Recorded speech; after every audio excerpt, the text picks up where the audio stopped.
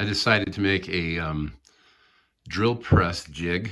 So I saw a couple on Woodsmith that I like, the website for Woodsmith, but I didn't like either one of them completely, so I kind of combined elements of them.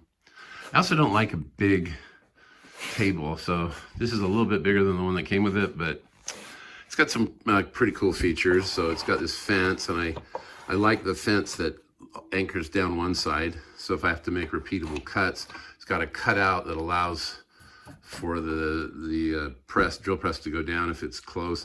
And then it's got a sacrificial section right here that I can just turn around as a certain part starts to get all beat up. It'll turn around, and then eventually I can just pull it out and put in a new one. Anyway, I like this. This will be a great addition to the shop.